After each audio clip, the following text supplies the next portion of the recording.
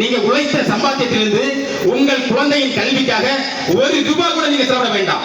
அப்போ உங்க பொருளாதாரம் மீதமாக வருமா, இல்லை செலவு அதிகமாக ஆகுமா? சிந்தித்து பாருங்கள். தனியாரை விட சிறந்த கல்வி அரசு, அதுவும் நாம் தமிழர் அரசு பொறுப்பைத்துடன் கொடுக்கும். இரண்டாவதாக, வேலை இனத்துக்கு நமக்கு அதிகமாக செலவாகுது. திடீர்னு உடல்நிலை சரி நாம போயிட்டு அப்படின்னு வச்சுக்கோங்க. திடீர்னு ஒரு விபத்தில் மாட்டிக்கிட்டோம். திடீர்னு அப்பாவுக்கு உடம்பு சரியில்லை, அம்மாவுக்கு உடம்பு சரியில்லை, மனைவிக்கு உடம்பு சரியில்லை, குழந்தைக்கு உடம்பு சரியில்லை அப்படின்னா எங்களுடைய அரசு மருத்துவமனையில் அவர்களை சேர்த்து மருத்துவம் பார்த்தால் அவர்களுடைய நிலை என்ன என்பதை ஒரு கேள்விக்குறியாக உங்களுக்கு முன்னால் வைத்து, அதே நேரத்தில் எங்க போவீங்க? இங்க இருக்கக்கூடிய தரம் உயர்ந்த மருத்துவமனைகளில் நமது குழந்தைகளை கொண்டு சேர்த்து அல்லது நமது நோய்வாய்ப்பட்ட நமது உறவுகளை கொண்டு சேர்த்து மருத்துவம் பார்க்கக்கூடிய ஒரு நிலைதான் தற்போது இருந்து கொண்டிருக்கிறது. அங்க போனா என்ன செய்வான்? தனியார் மருத்துவமனையில வந்தவன 2 லட்சம் கட்டு, 3 லட்சம் கட்டு, 5 லட்சம் கட்டு அப்படின்ற முதல்ல காசை புடுங்குவோம். புடிக்கிட்டு தான் நமக்கான மருத்துவத்தை அவன் தொடங்குவான். இதை நாம மாற்றணும் அப்படின்னு நினைக்கிறோம். எப்படி? கியூபா இருக்குல்ல, அமெரிக்கா பக்கத்தில் இருக்கக்கூடிய அமெரிக்காவின் முன்னாள் காலனி நாடாகிய கியூபா, பிடெல் காஸ்ட்ரோவும் சே குவேராவும் இணைந்து போராடி அமெரிக்காவை எதிர்த்து அந்த நிலத்தை கைப்பற்றி அமெரிக்காவை ஓட ஓட விரட்டி கைப்பற்றி நிலத்தில் கொடுத்துக் கொண்டிருக்கிறார்கள் அல்லவா மருத்துவம். அந்த மருத்துவத்தை உயர் தரத்தில் இலவசமாக வழங்க வேண்டும் என்று திட்டம் வைத்து இருக்கிறது நாம் தமிழர் கட்சி. அப்போ நமது உறவுகள் பாதிக்கப்பட்டால், நோய்வாய்ப்பட்டால் அந்த மருத்துவ செலவு ஒட்டுமொத்தமாக நாம் எடுத்துக்கணும். அப்போ கல்வி இலவசம், மருத்துவம் இலவசம், அதுவும் உயர் தரத்தில், உலக தரத்தில். வேற நமக்கு என்ன செலவு? வேற நமக்கு வேலை வாய்ப்பு வேணும். அந்த வேலை வாய்ப்புக்கான திட்டங்களை நாம் தமிழர் கட்சி வகுத்து செயல்பட்டுக் கொண்டிருக்கிறது. நிலமும் வளமும் சார்ந்த தொழில்கள் நிறுவி அனைவருக்கும் வேலை வாய்ப்பு, அதுவும் அரசு வேலை வாய்ப்பு. அரசு வேலை அனைவருக்கும் கிடைப்பதற்கான ஏற்பாடுகளை திட்டமிட்டு நாம் தமிழர் கட்சி ஆட்சி வரைவில் முறையாக கொடுத்திருக்கிறோம். ஒரு முறை எடுத்து வாசித்து பாருங்கள். மக்கள் அரசு.com என்கிற இணையதளத்தில் வெளிப்படையாக இருக்கிறது. என் அன்பு உறவுகளே, நீங்கள் அனைவரும் உங்களுடைய அலைபேசி எடுத்து ஒரு முறை திறந்து பாருங்கள். எப்படி ஒரு அரசு நிர்வாகத்தை நடத்த வேண்டும் என்பது அதில் தெள்ள தெளிவாக குறிப்பிட்டிருக்கிறோம். அதை தான் நடத்துவதற்காக நாம் எத்தனைத்திருக்கிறோம்.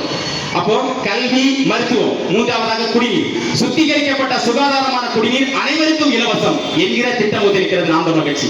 அதாவது அனைவருக்கும் நமக்கு மட்டுமல்ல, அனைத்து உயிர்களுக்குமான தேவை நீர். அந்த நீரை கொடுப்பது நமது கடமை. அப்படி அதுபோல நமது நீர் வளம், நில வளம், காட்டு வளம், கனிம வளம், கடல் வளம், மலை வளம், இவை அனைத்தையும் பாதுகாத்தால் தான் நமக்கு நீர் வளத்தை பாதுகாக்க முடியும். இவை அனைத்தையும் பாதுகாத்து ஒரு ஆரோக்கியமான ஒரு சமூகத்தை உருவாக்க வேண்டும் என்று கனவு காண்கிறோம். ஆரோக்கியமான சமூகம் என்றால் இப்போது ஆரோக்கியம் இல்லையா? அது உங்களிடமே கேள்வியாக விடுறேன். எப்படி ஆரோக்கியமாக இருக்கிறோம்? நாம சாப்பிடக்கூடிய உணவு அத்தனை நஞ்சுள்ள உணவாக அல்லவா நாம் எடுத்துக்கொண்டிருக்கிறோம். அதை மாற்றணும் அப்படின்னு சொல்லி நாம் நினைக்கிறோம். எப்படி? நஞ்சில்லா உணவை உற்பத்தி செய்து அந்த உணவை உற்பத்தி செய்யக்கூடிய தொழிலையும் அரசு பணியாக்க இருக்கிறது நாம் தமிழர் கட்சி. அப்போ வேளாண்மை நாம் தமிழர் கட்சி ஆட்சியில் அரசு பணி. நீங்கள் விவசாயம் செய்கிறீர்கள் என்றால் அதை அரசு பணியாக நாம் அறிவிக்கிறோம். அந்த விவசாயிகள் அத்தனை பேருக்கும் மாசந்தோறும் சம்பளம், பென்ஷன். ஒரு 3 ஆண்டுகளுக்கு முன்னாடி இந்தியாவில் விவசாயிகள் தற்கொலை செய்து கொண்ட விவசாயிகள் மட்டும் 10,840 பேர். அப்ப என்ன? ஒரு நாட்டில் ஒரு விவசாயி தற்கொலை செய்கிறான் என்றால் கூட அந்த நாடு வறுமை நாடாக கொள்ளப்படுகிறது. இங்க இத்தனை பேர் செத்த பிறகும் இந்த நாடு அதை பற்றி கவனத்தில் கொள்ளவில்லை. நாம என்ன செய்யறோம்? அந்த வேளாண்மையில் எந்த வேளாண்மை லாபம் இல்லாத தொழிலாக பார்க்கப்படுகிறதோ, எந்த வேளாண்மை அனைவருக்கும் அத்தியாவசிய தொழிலாக பார்க்கப்படுகிறதோ அந்த வேளாண்மையை அரசு பணியாக அறிவிக்கிறது நாம் தமிழர் கட்சி. அப்போ உணவு தேவையை தன்னிறைவு விதமாக இந்த வேளாண்மையை, அதுவும் இயற்கை வேளாண்மை, நம்மாழ்வார் காட்டிய வழியில் இயற்கை வேளாண்மையை நாம் தமிழர் கட்சி அரசு தொழிலாக அறிவிக்கிறது.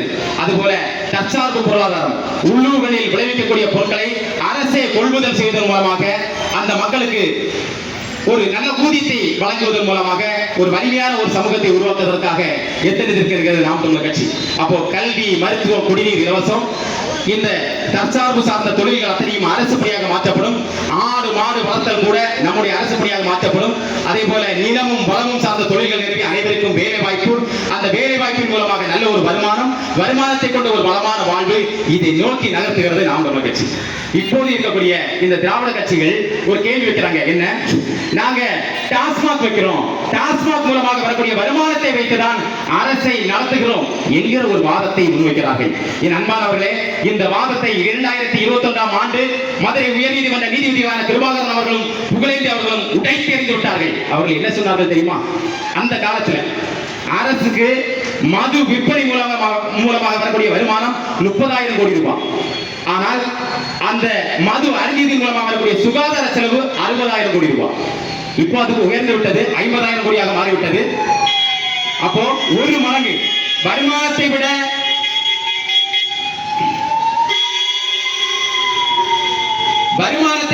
ஒரு மடங்கு அதிகமான நிதியை நம்முடைய வரிப்பணத்திலிருந்து எடுத்து வைத்து இந்த அரசை நடத்த வேண்டிய நிர்பந்தம் ஏன் ஏற்பட்டது அப்படிங்கிறத எங்கள் கேள்வி.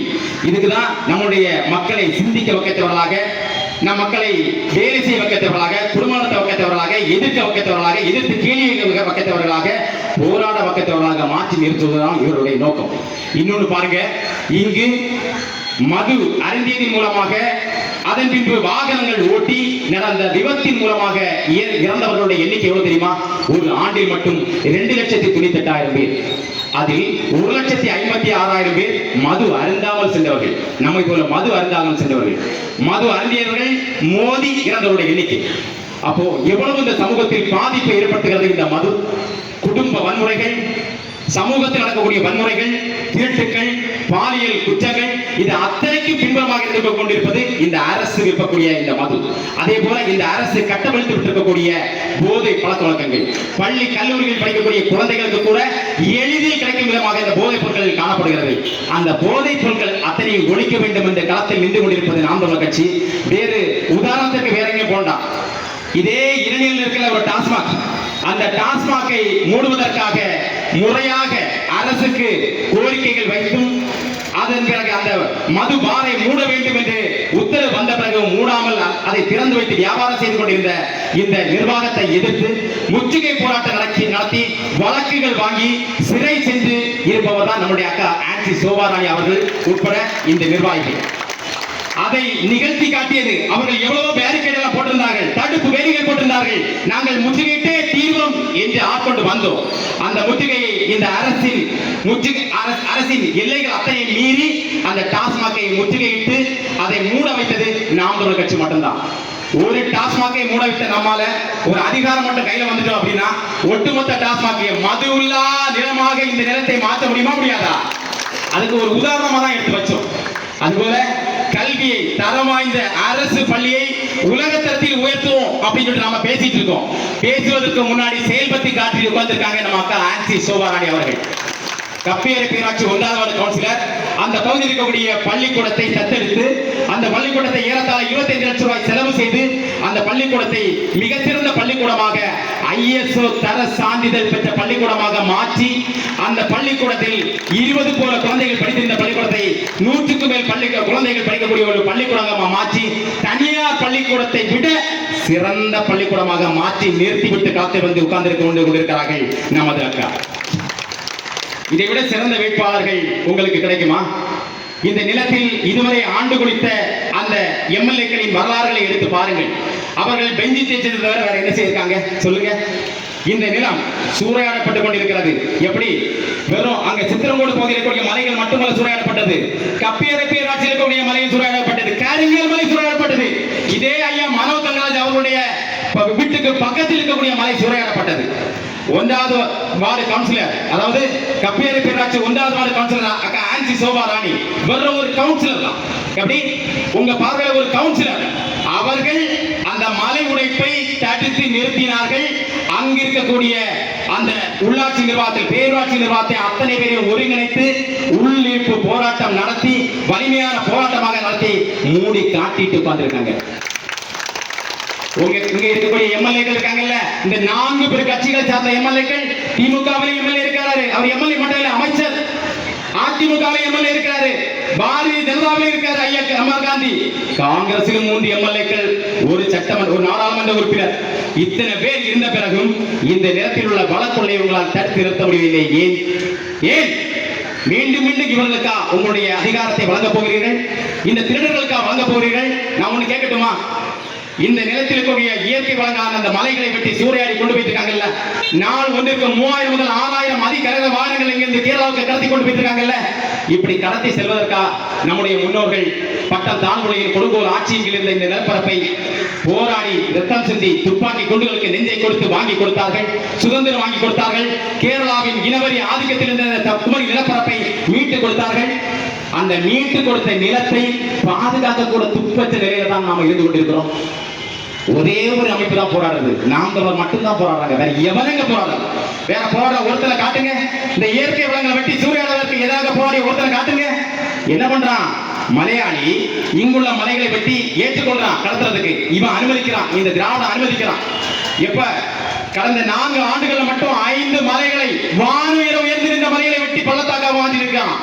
இங்குள்ள மலைகள் வெட்டி டார் சாலைகளை சாறை சாறையாக சென்று கொண்டிருக்கிறது. எவ்வளவு பேரை இவங்க வெட்டி கொண்டு போறது மட்டும் இல்ல, இந்த கொண்டு செல்லும் போது செல்லக்கூடிய இந்த லாரிகளால் மோதி எத்தனை பேர் கொண்டிருக்காங்க தெரியுமா? 380க்கு மேற்பட்ட மக்களை டாரஸ் லாரிகளால் மோதி கொண்டிருக்கான். 1600க்கும் மேற்பட்ட மக்களை கையிழந்து காலிழந்து மெய்யிழந்து அவர்களை அங்க வீரர்களாக மாற்றி மருத்துவமனைகளின் வீடுகளை முடக்கி கிடக்கிறார்கள்.